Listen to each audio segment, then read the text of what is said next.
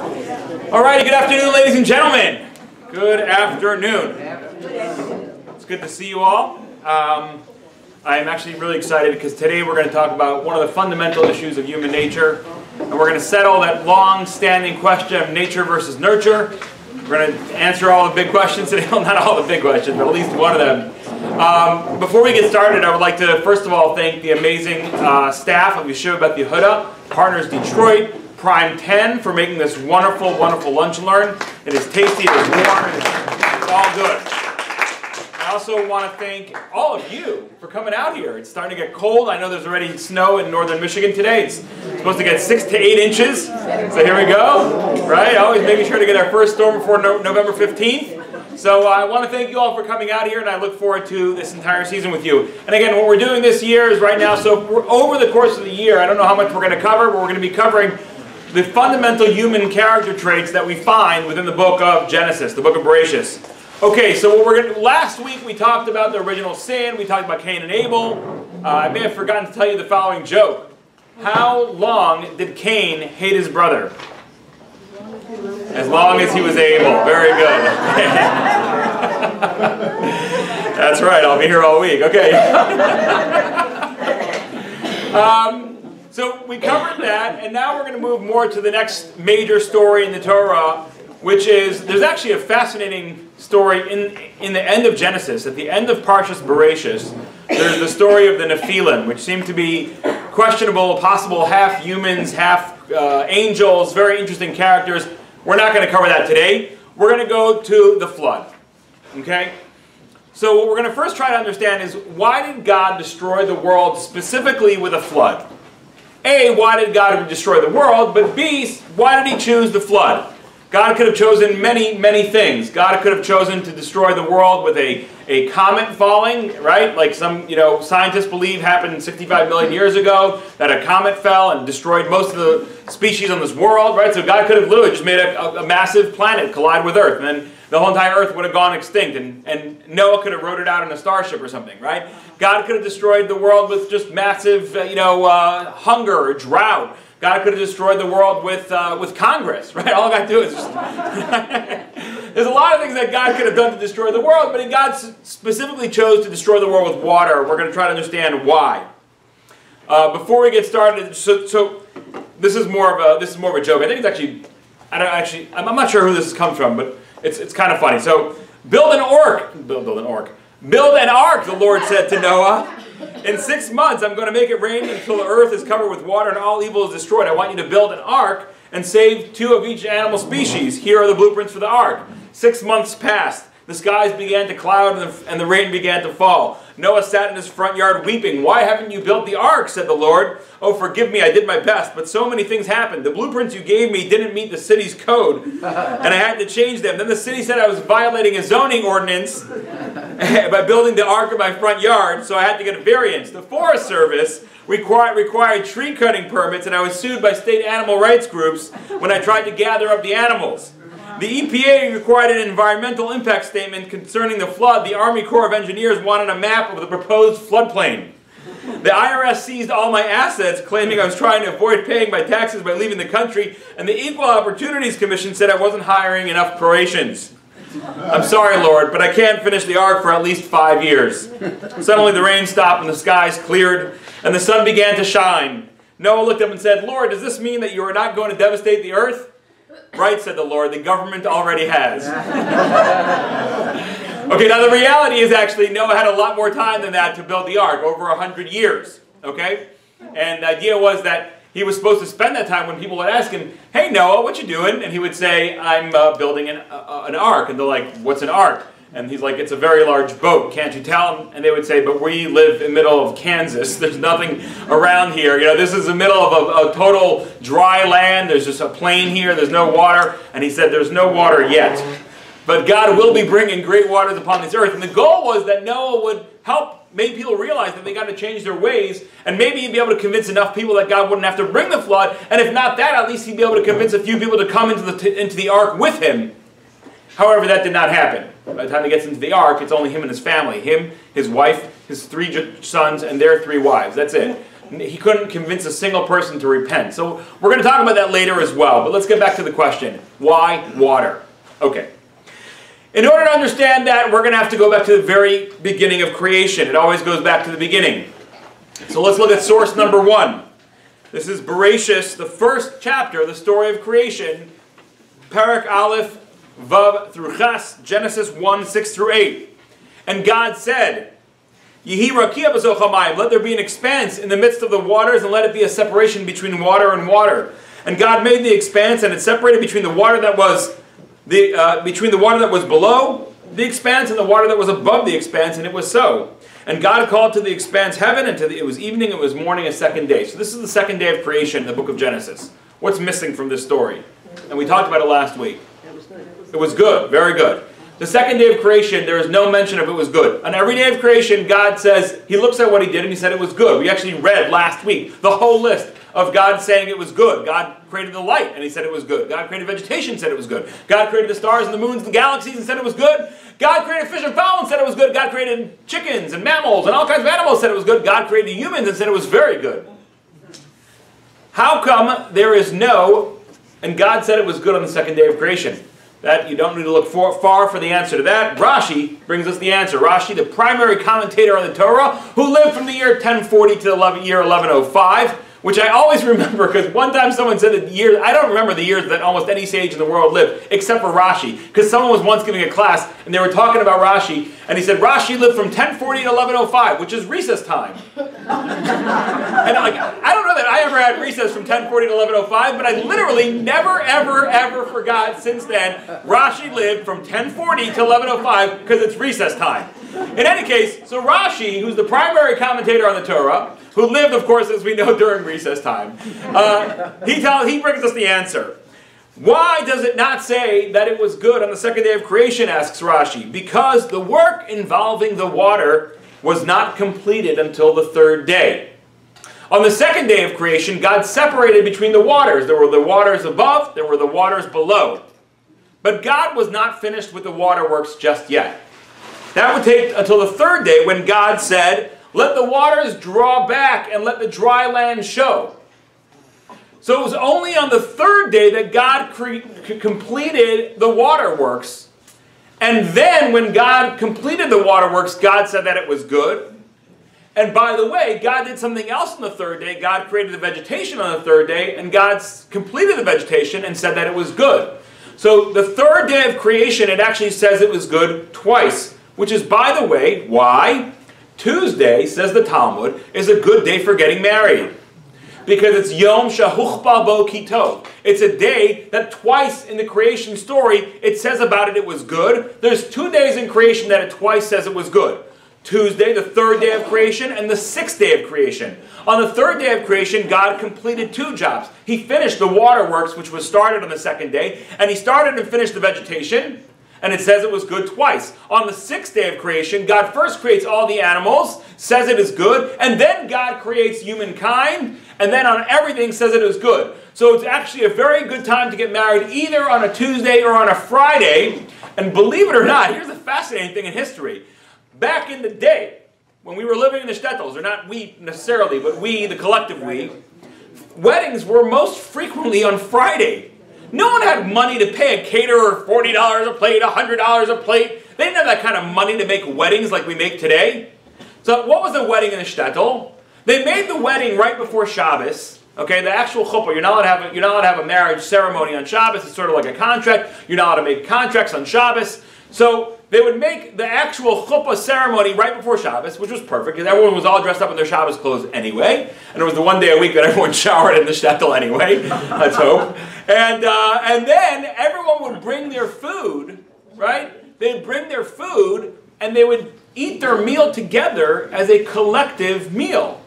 That was the shtetl wedding. They didn't have money to buy food. The one family making the wedding should buy food for everybody. So everybody brought their Shabbos food, and they had like a big potluck Shabbos dinner with dancing. Of course, in those days, you didn't have a photographer. You didn't have, you might have had a few musicians on a clarinet or something, but they would be playing during the chuppah, not during the dancing. And that was the whole wedding. That was the deal, right? So people used to frequently get married on Fridays back in the shtetl days, And to this very day, it is an auspicious day to get married on the third day of the week. Thank God I actually got married on the third day of the week because of this. When we were choosing the day of our wedding, we were able to choose between Wednesday or Thursday. I chose Tuesday because Yom Shehuchba Bo Ki Tov, it is the day that God said it is good twice. Okay? So what we learned from this, number one, is that good is only said about something when it's completed. Working on things is awesome, but we need to also we need to complete our jobs. We need to go through with them and follow through with them until we do them, right? So when we complete a job, we're able to say good, which is why we make a Siyum celebration, right? So the idea is completion is good, and God only says good on completion. So therefore, on the second day of creation, where there was no completion, because God was not finished with the waterworks, it does not say good. On the third day of completion, when God completes the waterworks, God says good. Is that good? Are we completed with that? No, we're not. We're absolutely not.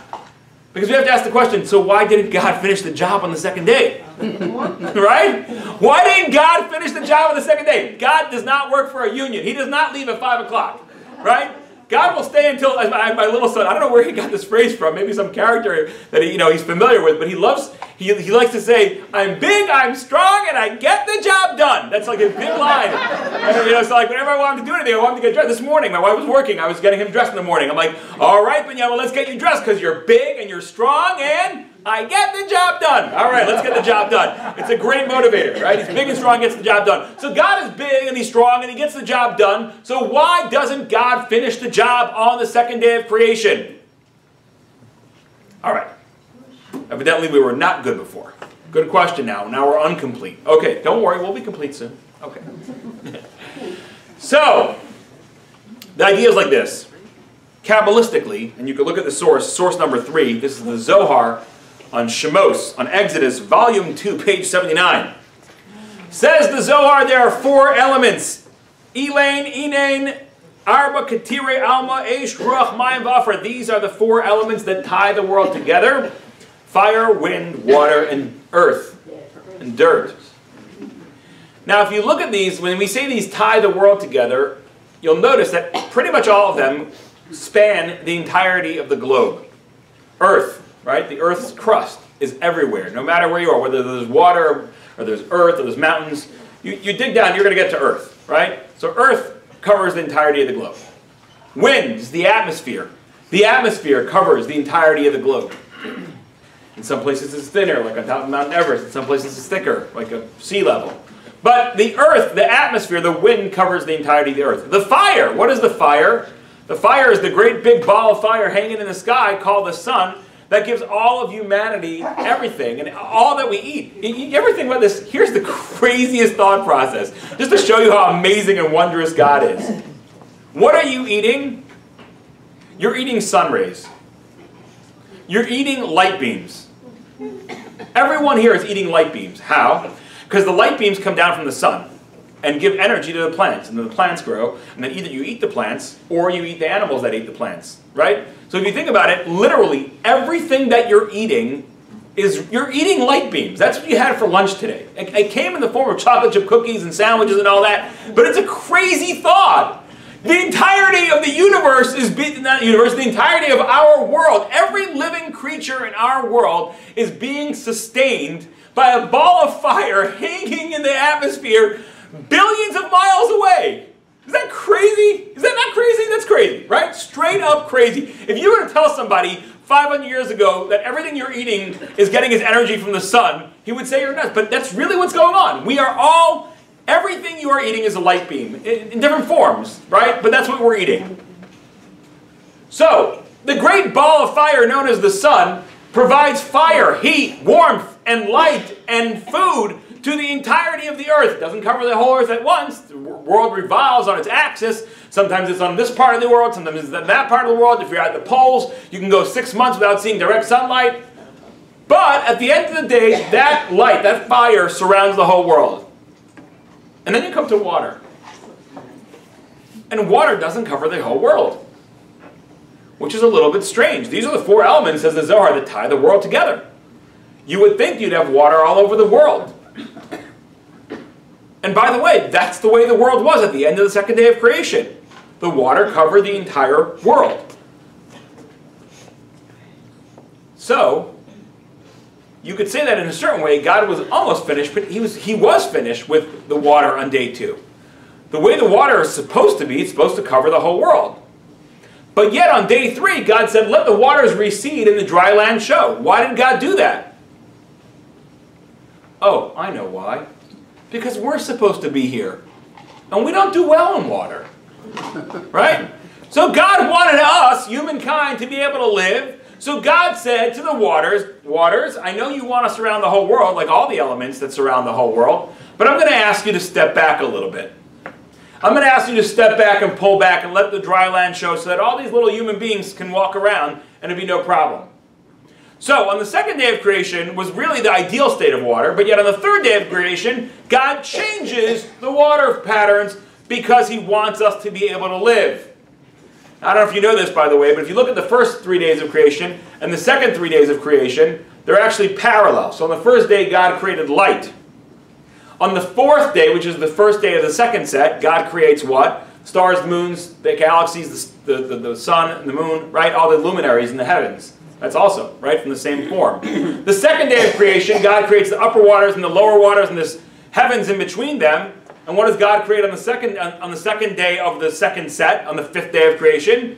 Fish and fowl, those things that inhabit the waters and the heavens.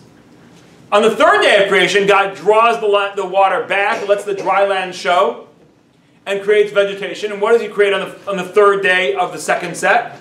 The animals that live on that land, and that eat those plants, and that eat those animals is the humans, right? So it's fascinating to see sort of this correlation. So now it makes sense, right? Yeah, you guys with me now? So the reason why God created the world in sort of this disjointed way was the second day, at the end of the day, water was in its ideal state, covering the whole world. On the third day, God pulled it back for those who would be born on the third day of the second set, which is humans, and let the dry land show. Are we good now?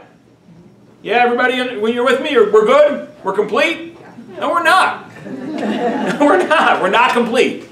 We're not complete, because here's the next question. Why didn't God just create us with gills? Right? Oh, God couldn't leave the water covering the whole earth because then we wouldn't be able to live here. We could, if God just created us with gills, and then we'd all be walking around and act be a solution, and we'd be just fine. Just like the sharks, and the whales, and all those other aquatic creatures that have absolutely no problem living in the water. If God wanted us to live underwater, we could have lived underwater just like we live over water. God didn't need to change one of the essential elements of the world that's supposed to surround the world and change its very nature so that we could live here. God could have just created us differently. So why didn't God create us differently? And here's where we get to the crux of the whole thing. God created us in a way that we cannot survive in the world in its natural state. The world in its natural state is a world in which water surrounds the whole world. We can't live in that world. And the reason why God created us in a way that we cannot survive in the natural state of the world is he was telling us, you as a human being will not be able to survive in your natural state. Because your natural state is bad, is evil. Now it's funny, because I look at you and you're all good people. Right? I really think that. I truly believe that.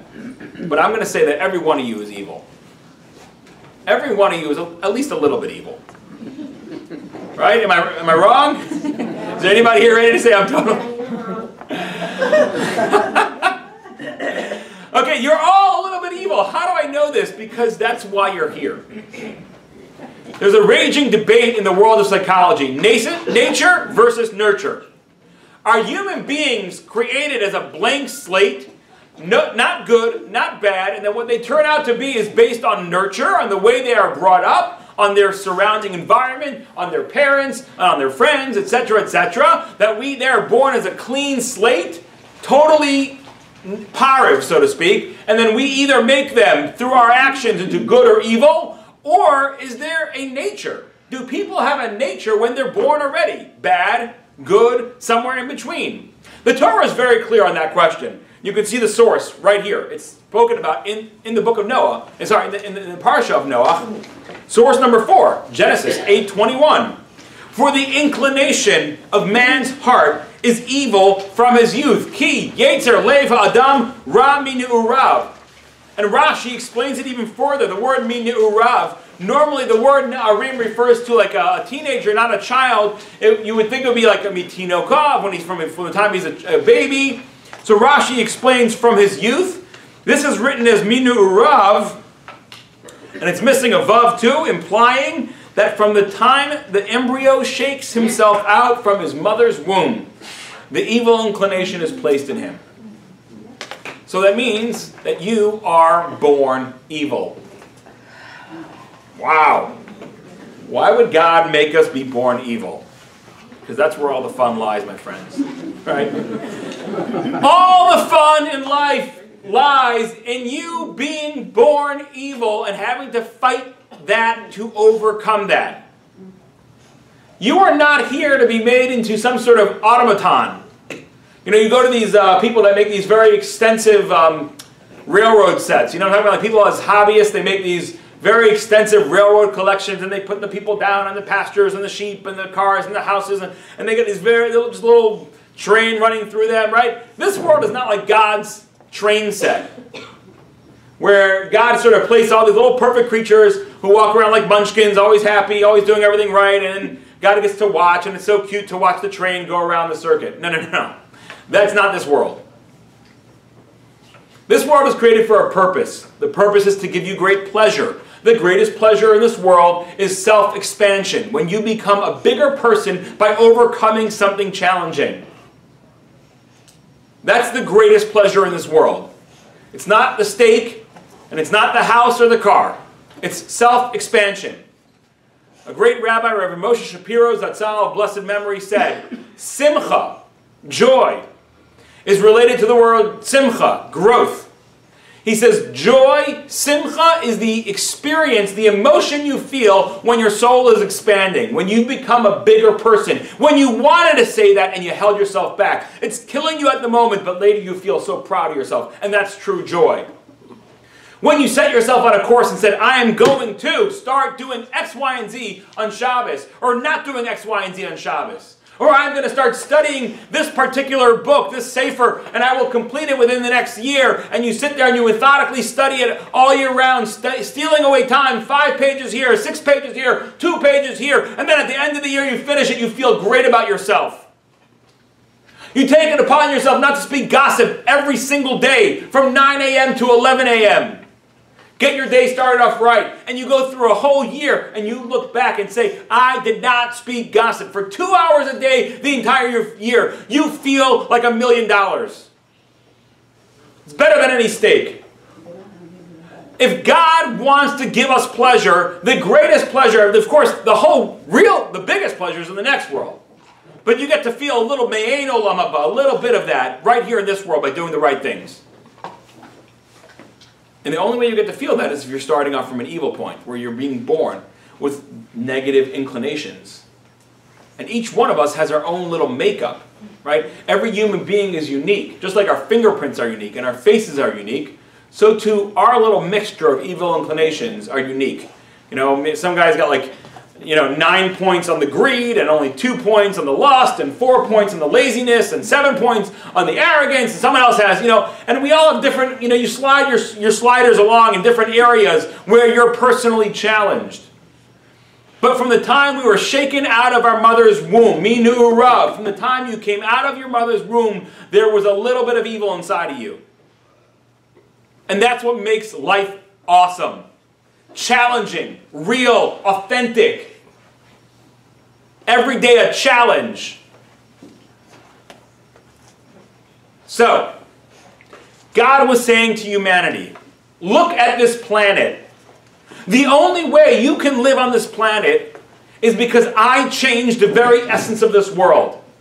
The essence of the world is that every single element is supposed to cover, of the 4 elements, earth, wind, water, fire, is supposed to cover the world. But I changed the very nature of this earth so that you could live here, to remind you that the only way you're going to be able to live here, and the only way you're going to be able to thrive, is if you change your essential elements.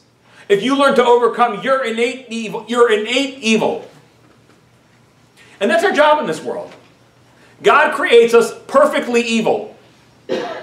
He also gives us good traits too, by the way, mind you. I'm not saying we're only evil. But God impregnates each one of us with a little bit of evil, and we spend our lives fighting that evil.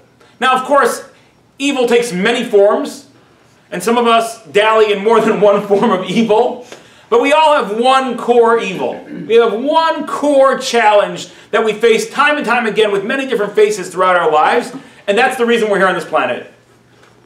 Okay. So now we understand why God created the world the way He did. He created the world at the end of the second day. The world was covered in water because that is the ideal state of the world. Every element should cover the entire earth.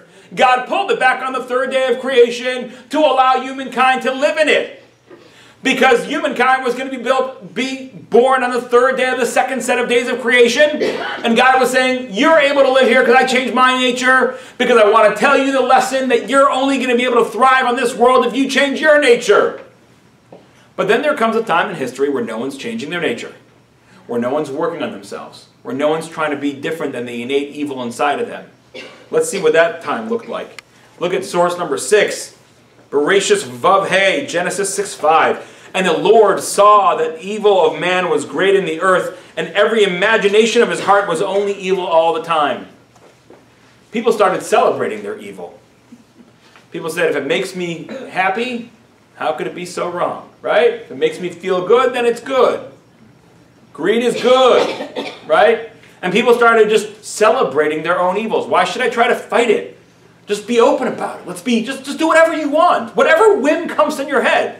Whatever you think you are, whatever you want to be, just whatever, yeah, I'll just do that. No more moralistic constrictions. We're going to progress beyond all that old biblical hierarchy.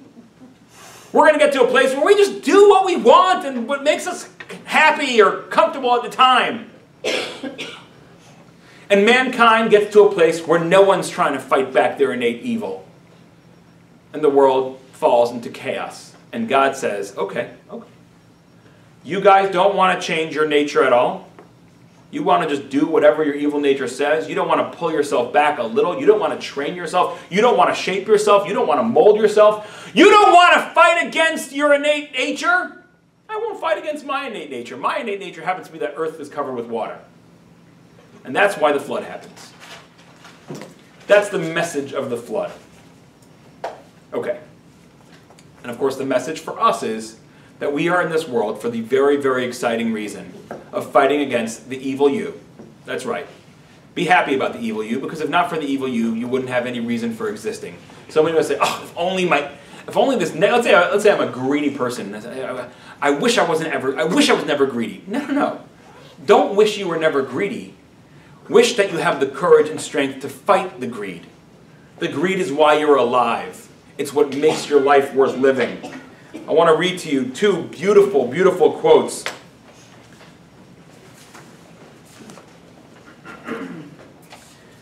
There's a Chinese proverb that says that the gem cannot be polished without friction, nor man perfected without trials.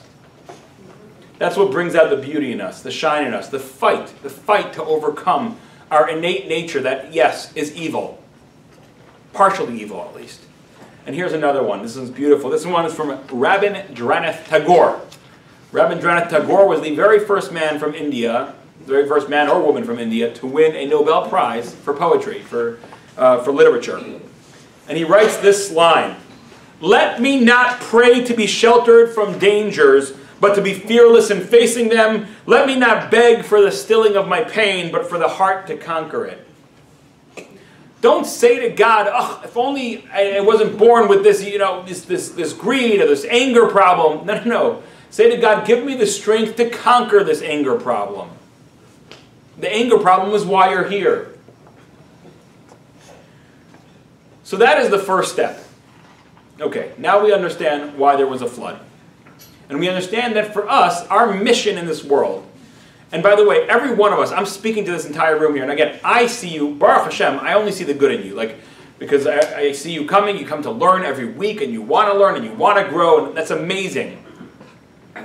But I'm sure that everybody in this room right now knows what I'm talking about when I talk about your innate evil. I don't know what your innate evil is, I have no idea. But you know, and we all know that there's just one form more than the others. We may fight on multiple fronts, but there's one that's a 9 or a 10, and the rest are 3s and 4s. And that's what we're here for. That's the beauty of life. And we will thrive tells us the story of the flood when we learn to pull back our nature. That's when we thrive as human beings. That's the goal of us being here. Okay. Here's a fascinating thing. When Noah gets out of the ark, how does he know that the flood is over? The dove. The dove. What does the dove bring him? An olive branch, right? Why does the dove bring Noah an olive branch? If he was bringing it to me, I'd rather he bring me a nectarine, for crying out loud. I've been in this boat for a year. I just want a nectarine. Why does he specifically bring Noah an olive branch? The first thing she saw. Well, God could have made it be the first thing he found was a nectarine, right? So that's the thing. When you study the Torah, you got to study the Torah with a very critical eye. You have to ask all the questions always. In Judaism, we're always encouraged to ask more and more and more and more. So yes, of course, it was the first thing that the dove saw. But God could have made it the first thing it saw was a nectarine. God could have made it the first thing was a plum or a pineapple or agave. Yes. Olives are bitter till you press them. Okay. Here we go. Has anybody here, by raise of hand, ever tasted an olive straight off the branch? How many times did you do that? Once. Because no one ever says, oh, all the time, right? So I love olives. I love olives. And Israel is a great place to be an olive lover, and I lived in Israel for 4 years. My parents made Aliyah when I was 11 years old. And of course, I would go to the shuk, and you go to the shuk there, and they have these stores with like 800 versions of olive. You know, it's a beautiful, I'm in heaven. I like the spicy ones, the garlic stuffed ones, you know. The olives are great. So I was once on a trip up to the north, and we're on this road, and it's the middle of nowhere. It's like Hefker. It's not belonging to anybody. And there was like an olive tree on the side, and there was just a bunch of olives that fell down. And I figured I can take one of these olives. They don't belong to anybody. So I took the olive, and I shined it like we would shine an apple, and I popped it in my mouth, and immediately spit it out.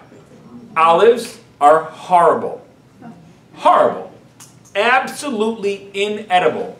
There's an acid inside them. I think it's like calixic acid. I remember looking it up one time, but there's an acid that is found naturally in the olive plant that makes it entirely inedible. There's only 2 ways that you can get value out of an olive.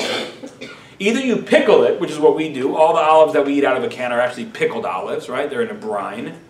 Or you crush it and you get the olive oil out of it. The first thing that the dove finds in the world at the end of the flood is an olive branch. And the message is, you can go out now and repopulate the world, but remember, the only way that you're going to be able to extract value out of this world is if you're willing to break yourself down a little bit. Crush yourself a little bit.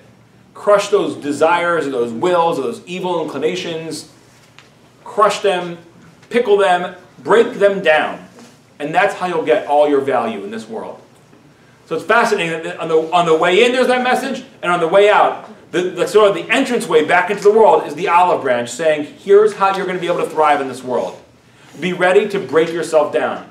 Be ready to pull back from your desires and not give in to that urges inside. That's how you'll live here in this world. Okay. So that is the first major message for today. We have one more. Abraham is one of the patriarchs, right? He's the first. We'll get to him soon. He's the first patriarch. Noah is not one of the patriarchs, right? Why isn't Noah a patriarch? He's all of our fathers. Now you could say, well, Noah had lots of children. Well, 3 is lots, not in the Orthodox world. But he had a bunch of children. He's not the father of all. He's the father of all humanity, not the father of just the Jews. Well, I would say Abraham had lots of children too. How many children did Abraham have? No. 8.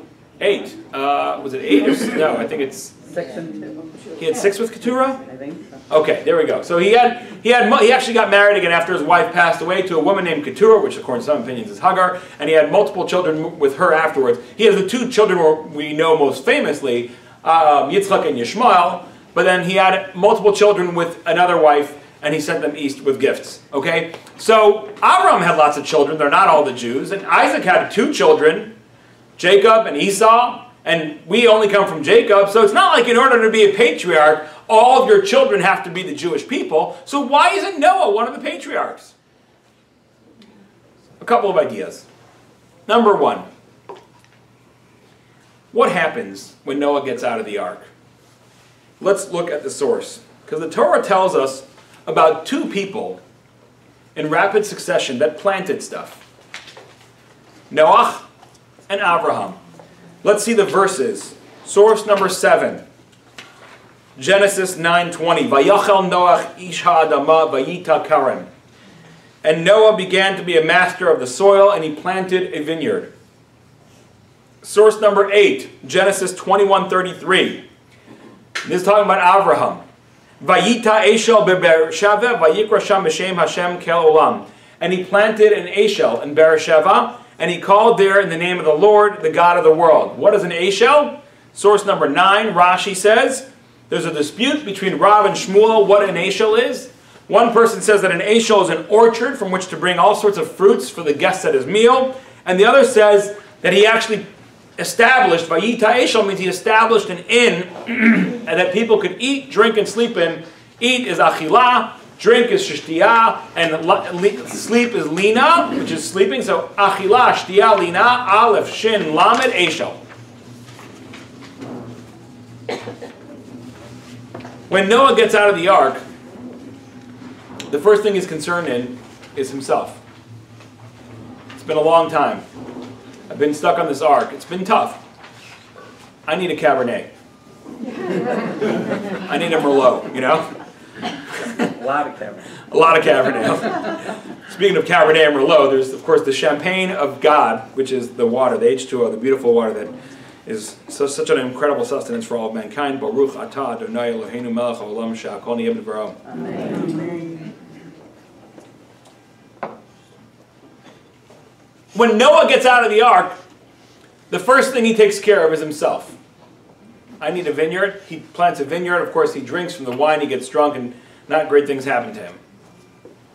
The first thing that Avram plants is, let me take care of other people. Let me make an orchard. Let me make an inn to help care for other people. And not only that, he says, why do I want to provide for other people? I want to bring them to greater morality. As again it says, Vayita Eshel beBeresheva, and Avram planted an Eshel in Bereishis, and it's not done yet though. Vayikra sham b'shem Hashem kel olam, and he calls there in the name of God. He has his door, his tent open in all four directions, and people come to his tent, and they eat and they drink, they have such a great meal, and they say, oh, thank you, Abe. And he says, you know what? You don't got to thank me. Thank the one who created this orchard. What did I do? Think about this. You plant an orchard. Think about what percentage of the work is done by who. All right, so I come out, it's a Sunday morning, I decide I'm planting an orchard today. And I have a whole, I got bags of different sacks of seed, and I walk out into my field, and I dig a little hole, drop an apple, a few more feet, drop another apple, a few more feet, I make 2 lines of apple trees, then I do a couple more feet, I drop pears, and then I drop mangoes, and strawberries, whatever, you know, I make a whole orchard, right? I water it, kick the water back down, water it, and walk away. And I go off to a Rip Van Winkle sleep. You know what I'm saying? I go off and just do my thing for the next 5 years. I come back, and a whole orchard full of trees. Each one bearing, do you know how much fruit a single apple tree can give in a single year? 400. 400 apples. That's amazing. Now what percentage of the work did I do? I put a seed in the ground. I covered it over, and I poured some water on it, and I walked away. I come back 5 years later. There's a 1,000-pound tree, or I don't know how much an apple tree weighs, 500-pound tree that's producing 400 apples a year. Each of which, by the way, has 5 seeds with which I can create 5 more of these trees. Which means that all I have to do is drop those 5 seeds, and there'll be 5 trees. Who does all the work here? God. So when they came to Abraham, and he would give them achilah, shtiyah, lina, eat, drink, and sleeping, they would say, Abe, thank you so much. He would say, don't thank me. Thank the Lord who created everything. The Lord who created this amazing, magnificent H2O, the smashing together of 2 gases, hydrogen and oxygen, to create the most amazing, life-fulfilling, and sustaining liquid in the world. Don't think me. Did I smash those atoms together? Did I create covalent bonds? And I didn't do any of that stuff.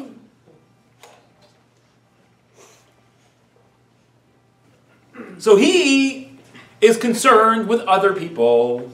And what does he do? He runs after people to provide them with food and drink and moral support. What does Noach do? Noach creates himself a vineyard so he can have a Cabernet.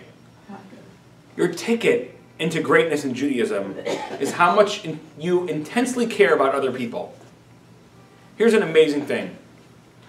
You go to a funeral for a great rabbi, and I'm sure you'll hear a few stories about this person's incredible mind or how much he knew the Torah. You could put a pin in the book and he would tell you what word was found on each pin. Okay, great. That's going to be the minority of the stories. You go to a great Torah scholar who, mind you, what's his greatest his greatest asset is his brilliant mind, but they're going to be telling you stories all day about how kind he was to everybody and how concerned he was about everybody. The ticket for greatness in Judaism is how intensely you care about other people. Noach doesn't make it in. Noach does not get the patriarch ticket. And perhaps that is why, after building an ark for over 100 years, he couldn't get even a single person to join in with him. Abraham, when the city of Sodom is going to be destroyed, and they were wicked, wicked people, Abraham is standing there fighting with God. No, please, God, don't destroy Sodom. Maybe there's 50 righteous people. Maybe 45 or 40 or 30. No, God, I'm not done yet. I know it's not my place to say anything, but please, maybe 20. No, please, God, I have no right to speak, but maybe 10. Save this place. I know it's filled with wicked people. Maybe there's a few people you could look at favorably and save a city. When God tells Noah, I'm going to destroy the entirety of earth and save you, Noah's like, oh, okay, I'll build an ark. Again, God forbid, let us please never, my intention, God forbid it, is never in any way to disparage Noah. Noah was a tzaddik 1 trillion times greater than I could ever dream of being. I'm not disparaging Noah in any way, but I'm describing, and it's not only my ideas, this is ideas that are shared by many of the sages, why it was that Noah is not considered one of the forefathers of the Jewish people. Okay. That's idea number 1. The idea number 2 about why Noah doesn't get a patriarch pin. I'm going to read to you from a Rashi. The Torah says that when Noah went into the ark, it says that Noah went into the ark mipnei mehamabul, because of the waters of the flood. Rashi says something fascinating. Rashi says, Af Noach mikatnei amana haya. Noach too was lacking in faith. Mamin ve'eno mamin. He believed, but he didn't believe 100%. She'yavo ha'mabul, that the mabul will come. V'lo nichnas lateva ad shedachkuhu amayim, and he did not go into the teva, into the ark, until the water was literally forcing him. The water is rising, rising, rising. Finally, he said, all right, guys, let's get up there. What does this mean? How could Noach be lacking in faith? Noach spent over 100 years building an ark. Noach spent over 100 years building this massive boat. Furthermore, the Talmud, the Medrash tells us that the people of the generation used to laugh at him. Oh, look at Noah building the ark. You know what, Noah? Let me tell you something. We don't believe your whole flood story. But guess what? If there is a flood, we are going to come here with battle axes and hammers and sledgehammers, and we are going to knock your little spindly wood arts and crafts project from here to the next galaxy. So, we don't believe you, but if it does happen, you're going down with us. We're taking you down with us, Noah, so you can stop your Sunday project over here. But Noah kept on building. The Medrash tells us that as the Mabul starts approaching, a a couple of miraculous things start happening. First of all these animals start showing up from all over the world in the pairs exactly prescribed by God. 2 of each non-kosher species and 7 pairs of each kosher species. So one male and female of each non-kosher species and 7 males and 7 females of each kosher species. They just start walking up. Right? Can you imagine? One day, there's 2 tigers strolling up to the table, and right next to them are 2 geese going, wah, wah. No, actually 7 geese, sorry, 14, 7 males, 7 females. Right? You're like looking back at the tiger, hey, you get the back of the line, I was here first. And the tiger's like, okay. You know, like all these animals are animals that normally would tear each other to pieces. You know, in the savannah, the jaguar is trying to find that weak water buffalo to go attack him and get on his back and pull him down and rip him apart. But here they're just walking up the gangplank together to the ark. So that's a pretty miraculous thing to see, and in exactly the proportions that God prescribed. So you have all these animals streaming in from all over the world. There's ostriches and there's platypuses, all kinds of animals coming in from all over the world. Furthermore, a large contingent of massive predatory animals show up and take up defensive positions around the ark. Because remember, the guys had said that they were going to take down the ark. So suddenly, you have a whole battalion of bears and lions and tigers just standing around the ark, snarling, on full guard. Nobody's coming here with a sledgehammer or a battle axe. And yet Noah is not sure. Yeah, should we get on? Maybe not. The rain. It's just a little bit of rain. Just some puddles. Don't worry about it. All right, it's getting up to our knees. Time to load the Toomies. You know what I'm saying? Let's get on the ark. Let's load up the luggage.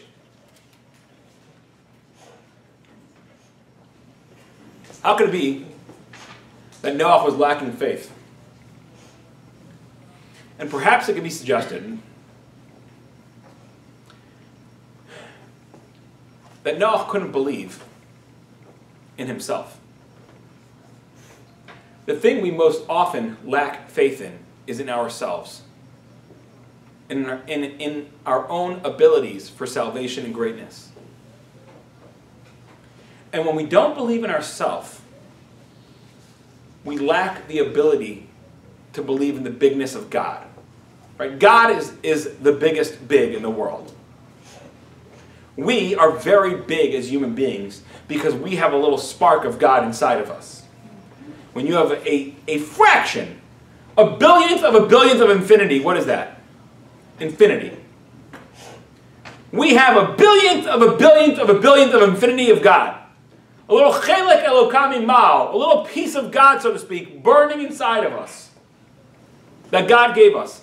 And because of that, we are immensely capable. You read stories about human beings who are individually responsible for the saving of thousands and thousands of lives, the educating of hundreds of thousands of people. Individuals. Everybody in this room is immensely powerful. But we don't believe it. Not me. It's nice the Rabbi saying that, and probably, maybe if I was a little bit younger, maybe this, maybe that. Not me. Because if I believe that it could be me, then I feel responsible to go out and do it. But the problem is, when I don't believe in myself, I start to lose faith in bigness in general. I can't see bigness because I wear constriction glasses. Whatever you see in the world is how you view yourself. If, for example, by the way, you look around and you see everybody around you is arrogant, you're probably arrogant. You just don't realize it because you're so conceited. Right? If you walk around and say, this guy's so arrogant, probably it's because you're the one who's arrogant and you're wearing glasses that are arrogant. So when you're wearing red glasses, everybody you look at is red. This guy, he's such an angry person. This guy's such an angry person. I can't talk to him. And this guy also, this crazy guy. He gets angry so quickly. And this guy. Because you're angry. You're wearing red glasses. So you see the whole world as red. I remember I was one time in a conversation with this guy. He had just finished law school and he was applying for jobs at law firms in New York City. And on his Facebook page, he has pictures of himself smoking weed. And I said to him, dude, you got to take those pictures down, man. Who's going to hire you? Your people look at your Facebook page when they look at hiring you, and they see pictures of you smoking weed, and he's like, dude, don't worry about it, man. Everyone smokes weed. I'm like, not really. He's like, no, trust me, you don't know because you're a rabbi. Everybody smokes weed. Okay, when your eyes are green, the whole world is green to you. Right? The whole world is green. When you don't believe in your own bigness, you start losing faith in the bigness out there altogether. And of course, the biggest big is God. You start losing faith in God's bigness because you don't see bigness in this world. You don't see expansiveness. You only see constriction. Perhaps what caused Noah his lack of faith is a lack of faith in himself. It can't be that God is really going to destroy the whole world and I'm going to be the guy. No, not me. No, I'm just not that guy. Can't be. Can't be. I'm not big enough to do that. That's too big of a job to repopulate the world. If God was going to repopulate the world, I'm sure we would find somebody else. I'm a loser. And when you don't believe in yourself, you can't believe in bigness out there. And if you can't believe in bigness out there, you can't convince anybody of bigness out there. Maybe the reason that Noah was unable to get a single person on the ark besides his family in over 100 years of conversations with people, why are you building this ark? Because God's bringing a flood. He couldn't convince a single person was because he was having a hard time convincing himself. When you lack the faith, you can't sell the product.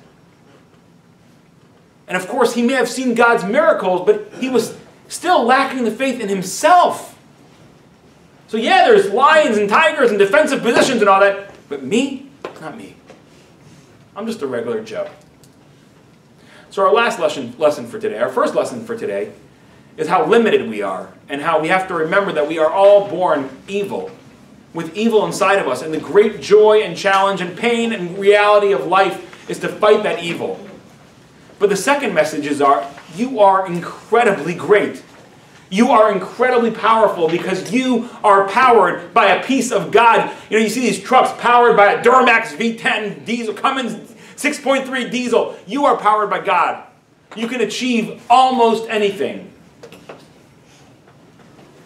And when we believe in ourselves, we start to believe in everyone around us. We can believe more and more in God's powers because we see bigness everywhere instead of smallness. Mikatne amana, smallness of faith. So let's get out there, smash all of our evil inclination, which is great fun and will take us for the rest of our life, and do big things. Thank you very much. Have a good week.